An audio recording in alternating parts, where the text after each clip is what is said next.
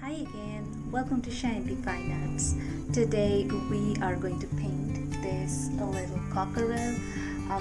I am not sure whether this is a hen or a game hen or whatever. I just got the reference picture that I was basically referring out of. I've made a few adjustments to suit my requirements, but I got this out of Pixabay. I will try to put a link to that in my video description, but I'm not sure whether I can find it back, but we'll try. And this one, I was just wanting to play with some colors. That was my main goal when we started. And then when I started painting, I thought, well, it's turning out pretty good. It's colorful, it's bright, and it is pretty easy. So then I formulated it into a painterly style of painting. It is not my usual photorealistic style. You see that I have been very abrupt with the brush marks. I have not tried to create a very photo-like look. I have been a little blotchy with the black brush marks as well. I have let a lot of brush marks show through, not tried to blend anything, and kept a very painterly style. That's because I wanted it to be very easy and simple painting. And I promise that since I am posting this video in real time, if you follow along with me, you will be able to reproduce this. And please, please, please, if you like this painting, give this a try and share with me how it went along. Okay, it will be one of those easy oil painting projects. I have done this keeping in mind a paint night event, which I do in a local art gallery, and these events are open to painters of little or no skill, absolutely. So like I'm telling you, this is very easy. Anybody can do it. All you need is your oil paint supplies, which is basically oil paint, very few colors, and odorless mineral spirits and brushes. That's all you need apart from the canvas to paint on, of course. So do give this a try. Also, to make it even easier for you, I will put in the link, put a link in the video description. I'm having trouble to talk today, I'm sorry. I will put a link in the video description where you can go and download a line drawing for this, so you don't even have to worry about drawing it. You just can download it to whichever size you want to do it and trace it on the canvas, or just freehand it on the canvas, whatever is suitable for you. So that way you don't even have to worry about drawing skills and whether you can draw it or not. I think that's as easy as I can make it. So without much ado, let's go into the painting. As usual, I'll put a link to all my social media presence and website. So please like, comment, subscribe, and visit me. That's the best way to keep track of what I'm working on and what's coming up. And keep following.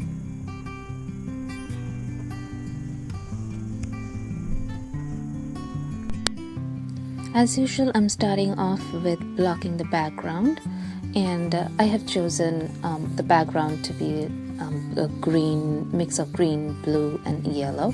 You can choose the background to be any color. Just make sure that you keep varying around the color around the background. Say if you choose different shades of yellow, you might want to put a different shades of yellow at different areas so that it's not just a single monotone and boring. And you can see that I'm being very sketchy, very unsystematic about my brush strokes. They're showing all over the place. That's because my aim in this painting is to do a very painterly style.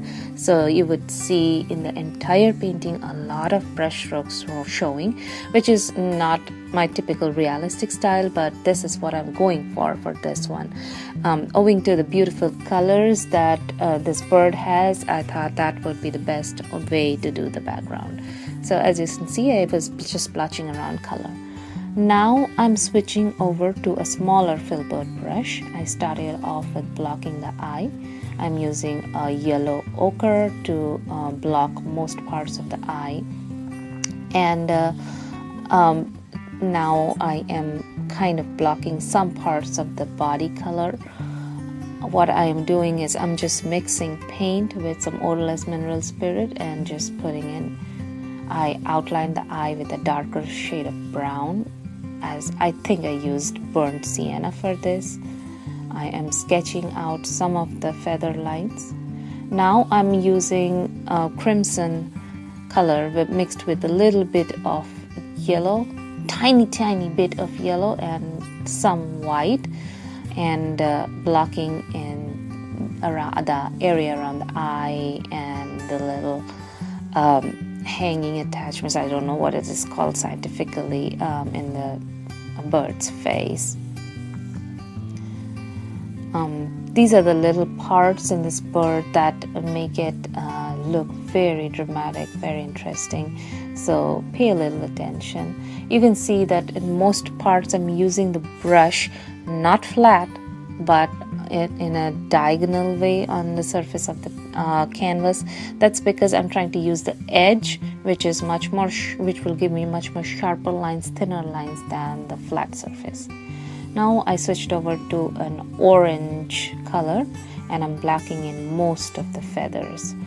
You see that the feathers are already sketched out, so what I'm doing is I'm kind of blocking in one feather at a time first, starting from the very bottom of the feathers, and then I will come back with other colors on top of these feather colors that I'm blocking in right now.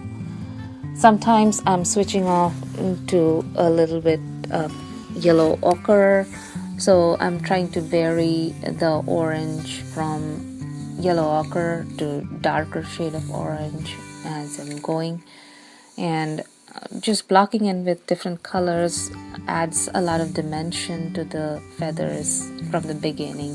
So when you lay more colors on top of it, it kind of pops out a lot.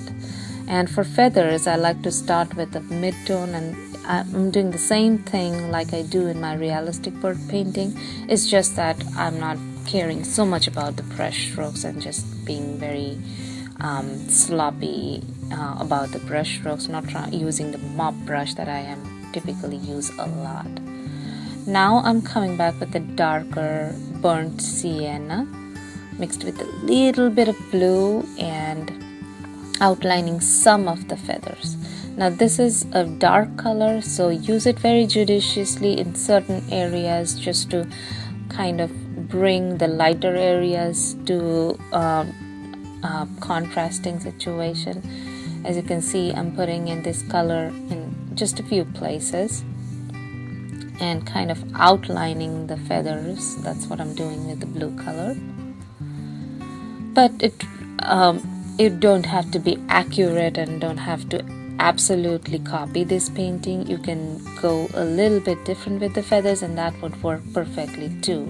Feathers are doesn't have to be the same exact thing in the same exact area. It just have to follow the general direction.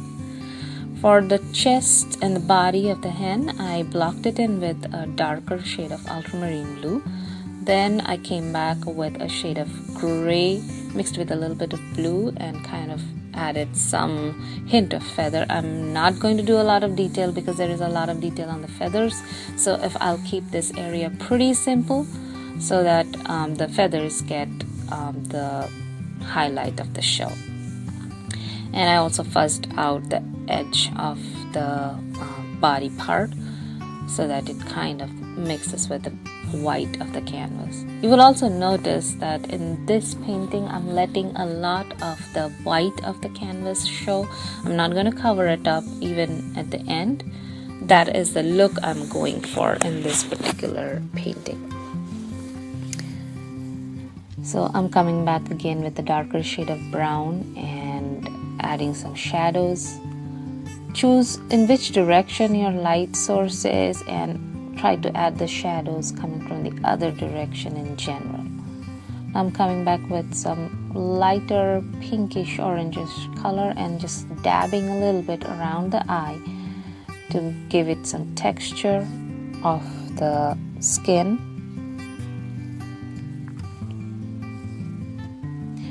This part of the skin around the eyes, it has a very rubbery texture, so you have to be very careful. I'm coming out with the same red, white, and a little bit of yellow mixed color and blocking in the head feather. And this head feather, I think, is just the best part of this picture. I feel like any bird that has a head feather kind of thing automatically looks like a king with a crown.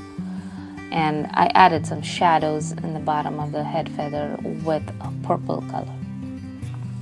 Now I'm generally blocking in the tail feathers with a dark shade of blue. You can see that in the bottom I added a little bit of purple. You will see that that would be a part of the body feathers, not the tail feathers. But the tail feathers I'm generally blocking in blue. Following the sketchy lines that I had drawn, I am blocking one area at a time so that the direction of fur remains intact. Although this is not a real-time painting, but this is very slowed down version, different from my usual time lapses, because I want you to be able to see everything that I do so that you can paint along. And trust me, even if it looks difficult to you, which I don't think it does at all, it is very, very simple painting. And you also have the reference photo in the link that I have provided in the description, so you can print it out and trace it out on the canvas. And how you can trace reference photo on a canvas, I have a different video for that. I will put a link in the video description to that as well. You can see I'm coming back with the purple red color. It's purple with more of red, and just adding in some details. I'm just dabbing colors around the edges and in the middle, and just giving a hint of the details. I'm not going to put in a ton of details, but at the same time I want to hint the texture as well. Just kind of outlined and added a little bit of detail around the eye. I have switched on to a detail brush right now. Added a little bit of the same purple color to the bottom beak, leaving a narrow border to hint the bouncing off of light. Now on the top beak I'm adding a tiny shadow of blue, and you will see that I'm coming back with white and mixing that shadow and giving it a very even look. Keeping on adding colors and adjusting the light and shade. Now I'm coming back with white mixed with a tiny bit of red and adding the highlights around the eye and the crown feathers. Keep the highlights sparing. Use the highlights sparingly, because this is what makes your painting pops out. So you don't want to use it all over. You just want to use it as required in two tiny places, because that is what will make the big difference. If you use it too much, then it will lose all its effect. Sometimes where you put highlights just around the place, you want to add in a very dark color to show a very sharp contrast between the highlight and the dark shadows, and that gives a dramatic look to paintings. I have completely switched on to the detail brushes, you can see, and I'm just keeping on adjusting the details. Now I'm coming back with the reddish orange color and some brown colors. I'm kind of mixing and matching both the colors and adding hint of detail on the top feathers. And all you have to do here is draw some sketchy lines which come from the top and go to the bottom. Just try to draw as much as a longer line as possible, and you don't have to follow any particular direction, as in like you don't have to be perfect on these. As long as your line comes from the top to the bottom and is pretty longish, you'll be fine. Now I'm coming with a mix of yellow with a lot of white and adding some highlight back on the feathers. This color that I'm adding right now, it's almost white with very little yellow on it. And some of the feathers, I'm giving it a pop with this color. You see, this is what I'm talking about when I'm talking about use the highlight sparingly, because that is what is going to add the pop of color. I'm coming back with body feathers and adding some highlights over there as well, using white mixed with a little bit of blue. And in between the highlights, I'm coming back with a darker shade of blue as well to give the highlights contrast. This painting is all about contrast and color. So the more colors you put and the more contrast you create, the better it will look, because this bird has a lot of colors and you want to use that to your advantage. Even if you add a few different shades in the feathers that are different from what I have added, it will still look great. Just create enough texture by adding enough lights and darks. Some areas should be very light, some areas should be very dark. That is what makes the difference. I'm darkening the eye with a dark blue-brown mix and darkening some of the areas of the body feathers as well. I'm constantly creating some darks and some real highlights, and like I said, my aim here is to create contrast everywhere. That is what stands out in this painting, a lot of contrast. Added the little highlight in the eye and a little at the bottom. That gives that watery, real look in the eye. Coming back with a little more highlights on the top feathers. Now I'm going at the tail feathers, and you can see that I'm just blocking in one feather at a time, divided it into halves, going at that and drawing sketchy lines to the so-called mid-rib of the feathers.